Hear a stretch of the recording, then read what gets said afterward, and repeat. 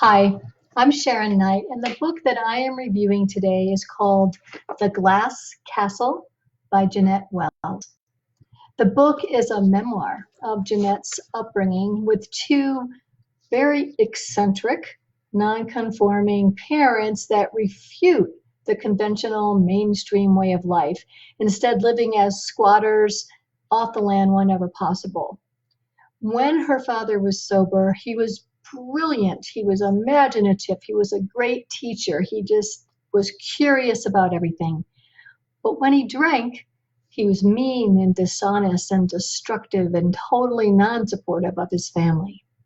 Jeanette's mother was an artist who was also non-conforming, and that led to them moving all the time, to the kids not having enough food, clothing, or shoes. They learned a lot through their upbringing, but mostly how to take care of themselves. The book is well written. It has really great engaging narrative, and I'm actually going to read a little bit of it so that you can get a sense of the writing style that Jeannette uses in this book. She's writing about her brother and she. Brian and I became expert foragers. We picked crab apples and wild blackberries and pawpaws during the summer and fall, and we swiped ears of corn from Old Man Wilson's farm. The corn was tough. Old Man Wilson grew it for feed for his cattle, but if you chewed it enough, you could get it down. And once we caught a wounded blackbird by throwing a blanket over it, and we figured we could make some blackbird pie that we had heard about in the nursery rhymes. But we couldn't bring ourselves to kill the bird, and anyway, it looked too scrawny to eat. We'd heard of a dish called poke salad, and since a big patch of pokeweed grew behind our house, Brian and I thought we'd give it a try. If it was any good, we'd have a whole new supply of food.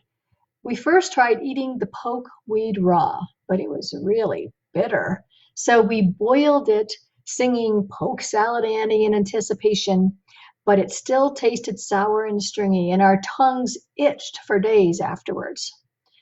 One day, when hunting for food, we climbed through the window of an abandoned house.